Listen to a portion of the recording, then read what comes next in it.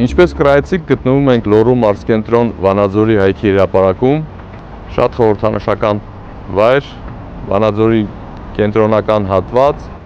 Այսօր ձեզ կխնդրեմ իրար հետ շրջենք Վանաձորով, այցելենք մի քանի գեղատեսիլ վայր, վերանենք մի քանի խնդիր, փորձենք տալ որոշակի լուծումներ այդ խնդիրներին կամ համենայն դեպս պարզաբանումներ տանք այդ լուծումների վերաբերյալ։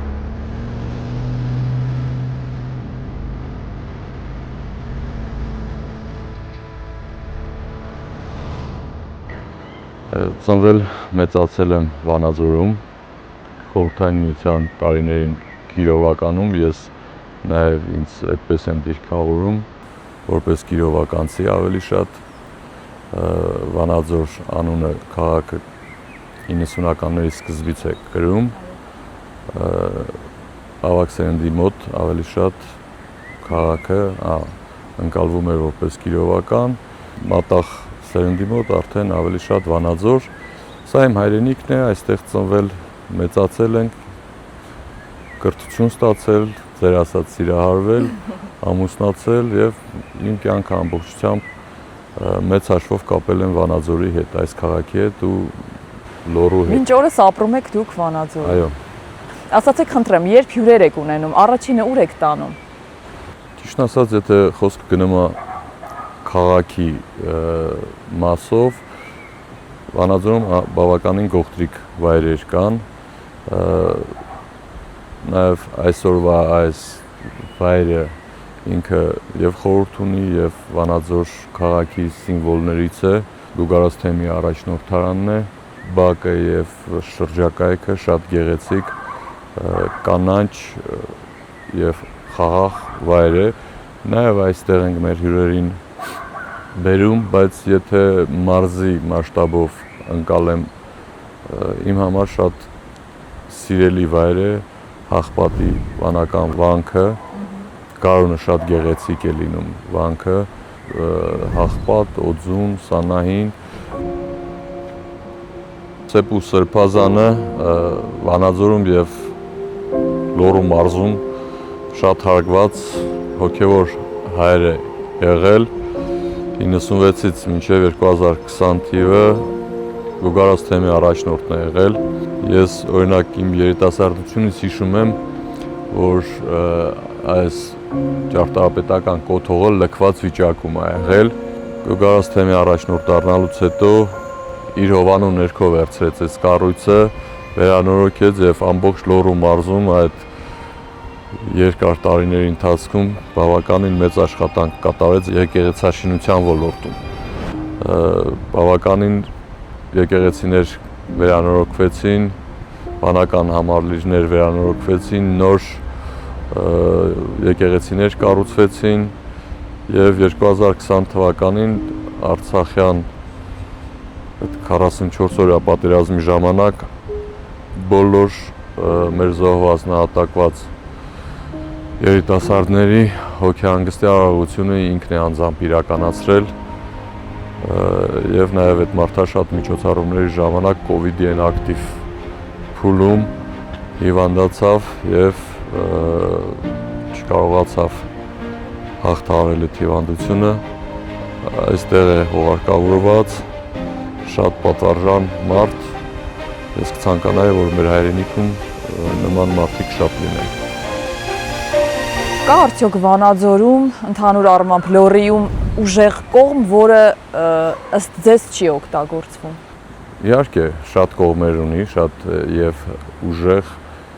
եւ դրական կողմեր ունի Լոռին, որը որ մինչ օրս այդ ներուժը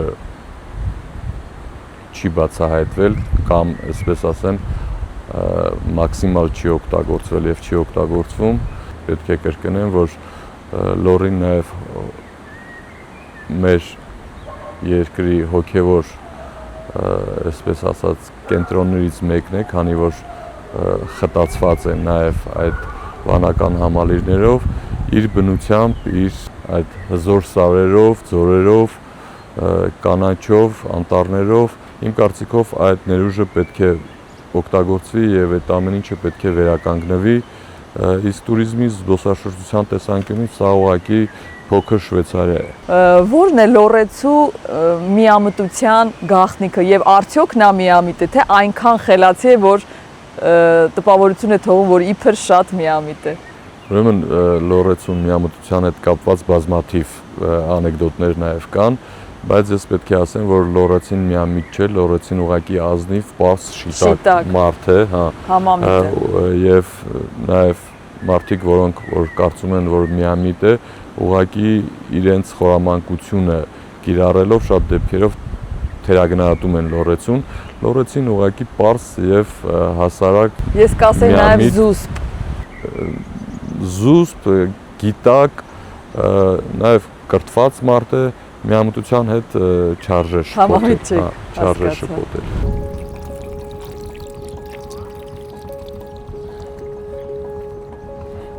Այս հատվածը իմ համար այս քաղաքի ամենահարազատ տարածքներից է, քանի որ ես այս դպրոցի շրջանավարտեմ, պետք է ասեմ, որ դպրոցը նաև կրեմ է Ալեքսանդր Գրիբոյեդովի անունը, նաև խորհրդային միության տարիներին եղել է որպես ռուսական դպրոց, ինքը ռուսական մշակույթի կարևոր օջախներից է եղել եւ գիտական եւ կրթական Վանաձոր քաղաքի եւ այսօր էլ իր համբավը ունի քաղաքում որպես առաջավոր դպրոց, ավագ դպրոց է այսօր։ Կրթության բնագավառում նաև Հայաստան դաշինքի նախընտրական ծրագրում նշվում է, որ բավականին լուրջ աշխատանքներ պետք է կատարվեն։ Մի օրինակ բերեմ, որը որ շատ կարևոր եւ բեկումնային պետք է լինի, դա բարձրագույն կրթությունը պետք է լինի անվճար։ Ինչի անվճար, քանի որ եթե դա պետական վերաբերվում է պետական ուսումնական հաստատություններին, իմ կարծիքով պետության հոգացությունը տեղ պարտադիր է։ Վանաձորի պետական համալսարանում եմ դասավանդում, որը կրում է Հովհաննես Թումանյանի անունը։ Այո։ Ճիշտն ասած, իմ կարծիքով երիտասարդության հետ կապված առաջի հերթին զբաղվածության լուրջ խնդիր կա Վանաձորում։ Ժամանակին ձևավորվել են երկու հիմնական բարձրագույն ուսումնական հաստատություններ, Վանաձորի պոլիտեխնիկական համալսարանը այսօր, հա, եւ Վանաձորի պետական համալսարանը, որը որ ժամանակին որպես մանկավարժական ինստիտուտ է եղել, այսօր տրանսֆորմացվել է որպես համալսարան եւ ես ինչքան գիտեմ, նաեւ ինչ որ բարձրագույն կրթության մակարդակում չափորոշիչներ են առաջ բերում, որ 3000 ուսանողից պակաս բուհերը պետք է փակվեն, առջև պետք է կանգնեն, սա լուրջ հարված կասի նաև դա իրականում սպառնալիք է ամբողջ մեր երկրին, ես կարծում եմ, որ ինչի նշեցի, որ ինքը որպես քաղաքային համայնք իր մշակույթով, թատրոնով, մշակութային տենց օջախներով, տարբեր կրթական օջախներով, սա քաղաքային համայնք է ձևավորվել եւ այստեղ այդ բուհերը շատ մեծ աշխատանք են կատարել եւ ներդրում են ունեցել, հիմա այդ բուհերը փակել եւ ուղղակի քաղաքը զարգացման հեռանկար չունենալով, չգիտեմ ինչի կբերի դա։ Այնպես էլ Լոռու մարզում կներեցեք բավականին գյուղեր այսօր լքված են, մենք նաեւ այդ ներքին միգրացիայի լուրջ խնդիր ունենք, Լոռու մարզում մոտ 100 բնակավայր կա, եթե չեմ սխալվում, շատերում նաև խնդիր է առաջ քաշվել վերջերս, որ դպրոցները պետք է փակվեն, շուրջ 230 դպրոց ամբողջ հանրապետությունում, ես թիվ չեմ ուզում ասեմ, բայց բավականին շատ նաև դպրոցներ Լոռու մարզում պետք է փակվեն եւ դա բերելու է հանգեցնելու է լուրջ խնդիրների, քանի որ մարդիկ որոնք որ իրենց երեխաներին չեն կարողանալու իրենց գյուղական համայնքներում դպրոց տանել, ուզեն չուզեն տեղափոխվելու են քաղաքային բնակավայրեր այդ միգրացիան այսպես է կատարում, գյուղերից շատերը գալիս են Վանաձոր, Վանաձորից շատերը գնում են Երևան։ Եթե մարդիկ էլ ինչ-որ չափով իրենց չեն գտնում, նաև արտագաղթում են, դա շատ լուրջ սպառնալիք է մեր գյուղերի դատարկումը, համայնքների դատարկումը Լոռու մարզից արտագաղթի ցուցանիշները շատ բարձր են։ Ուրեմն այս պահին մենք գտնվում ենք Վանաձորի էլի սիմվոլիկ տեղերից մեկում, այստեղ Կիրովական հյուրանոցն է, որը որ խորհրդային միության ժամանակ է կառուցվել, փոքր մասնաշենքը գործում է մինչ օրս, մեծ մասնաշենքը վերանորոգման կարիք ունի, նաև տուրիստական այդ հանգրվան դառնալու տեսանկյունից, որ նշում էի, Վանաձորում մահճակալների, հյուրանոցների մահճակալների խնդիր պետք է լուծվի հետագայում, որպեսզի այդ ներուժը օգտագործվի եւ հյուրանոցը նաեւ կարա մաքսիմալ օգտագործվի հետագա պլաններում։ Ուրեմն երբ մենք գալիս էինք ձեզ հյուր, ճանապարհին մի երկու տեղ կանգնեցինք, հարցրեցինք, որտեղ կարող ենք ձեզ գտնել։ Անկեղծ ասած, ես մի քիչ զարմացա, վանաձորցիների մոտ այնքան սեր կար ձեր անձի նկատմամբ, այնքան ջերմությամբ ու մեծ ցանկությամբ էին ուզում մեզ օգնեին, ու ես ուզում եմ հարցնել, ինչպես եք դուք վաստակել այդ սերը։ Սենց ասեմ, օրինակ Վանաձորում ես երևի թե ամենամեծ կոլեկտիվներում երկար տարիներ աշխատել եմ, լինեմ աշխատանքի մեջ կարգապահ, պարտաճանաչ, նաև հարեհաս, ինչ որ չափով կարող է նաև որոշ դեպքերում խիստ, իմ կարծիքով այդ հետևողականությունը, այդ սկզբունքայնությունը նաև վերջին հաշվով բերում է հարգանքի, իսկ այդ բազմամարդ կոլեկտիվներում աշխատելը նաև ինչ-որ չափով բերում է, որ շատերը ճանաչել են երկար տարիներ ավելի լավ գիտեն ձեր մարդ տեսակը։ Աշխատում եմ, հա, այդ Վանաձորի պետական համալսարանում 20 տարուց ավել մեկ-մեկ տենց ռետրոսպեկտիվ հետ եմ գնում, ասում եմ, արդյոք այդքան տարիներ են անցել, հազարավոր երևի ուսանողների հետ եմ շփվել, իմ կյանքի երևի ամենալավ դրվագները, այդ որոնք կապված են տենց ուսանողական կյանքի, մանկավարժական կյանքի հետ եւ այդ բուհի հետ։ Այս կետից Վանաձորում հայտնի արհեստական լճերն են երևում, որը ժամանակ են կառուցված ա եղել քիմիական արդյունաբերությունը համալրելու եւ ռիսկերը նվազեցնելու առումով այն հատվածում ընկնում է քիմիական այդ գիգանտը Վանաձորի, որը որ խորհրդային միության ժամանակ համամիութենական նշանակություն է ունեցել, հանրապետական նշանակություն չի ունեցել։ Այս արհեստական լճերը նախատեսված է եղել, որ ինչ-որ վթարների բաների դեպքում, որ վտանգավոր նյութեր գործարանից արտանետվի, այս ջրերը բացվեն եւ գետի ջուրը քշրի, մաքրի, տանի, որպեսզի էկոլոգիական վնաս եւ աղետ տեղի չունենա։ Ինչ վերաբերում է էկոլոգիական խնդիրներին, նաեւ այն հերվում Սարի լանջին այրվող ծուխ է երևում, դա Վանաձոր քաղաքի, այսպես կոչված Արջուտի աղբավայրն է, որը որ նաև էկոլոգիական լուրջ խնդիր է իրանից ներկայացնում, Վանաձորում պարտադիր պետք է ժամանակակից աղբավայր կառուցվի, որը որ նվազեցնի մաքսիմալ վնասը բնությանը, լուրջ բնապահպանական խնդիրներ կան։ Այստեղ այս վայրում երկու գետ են միանում, այսօր քաղաքը լուրջ խնդիր ունի նաև կեղտաջրերի մաքրման կայան չունենք, խորհրդային միության ժամանակ այդ կեղտաջրերի մաքրման կայանը նախատեսված է եղել, որը որ երկրաշարժից հետո չի գործարկվել եւ նաև այսօր կիրառման ենթակա չի, բավականին այս սեփական սեկտորներից բավականին կեղտաջրեր նաև գետնա լցվում, այդ խնդիրը պետքա հետագայում պարտադիր լուծվի, որովհետև ինքը նաև բնապահպանական, ենթակառուցվածքային լուրջ խնդիրներ է հարուցում։ Պարոն Օհանյան, դուք լինելով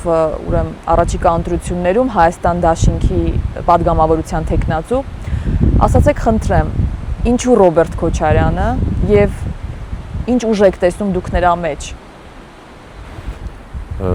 Ճիշտն ասեմ, պատասխանս կարող է մի քիչ ծավալուն լինի եւ խորքային լինի։ Ես 2012 թվականին Վանաձոր համայնքում ընտրվել եմ մեծամասնական ընտրակարգով ավականու անդամ որպես 16-ին եւ 21-ին էլ վերընտրվել եմ։ Մինչ օրս ես Վանաձոր համայնքի ավականու անդամ եմ։ 2016 թվականից մինչև 21 թվականին ինձ բախտ է վիճակվել նաև աշխատել Վանաձորի համայնքապետարանում որպես աշխատակազմի քարտուղար, շատ եւ պատասխանատու եւ պատվավոր աշխատանք է եղել։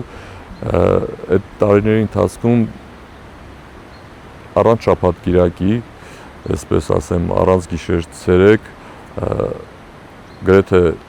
շատ դեպքերում շուրջօրյա, որովհետև այնտեղ ծանր փուլեր ենք ունեցել այդ տարիներին, կովիդի շրջան, պատերազմի շրջան, ես առնչվել եմ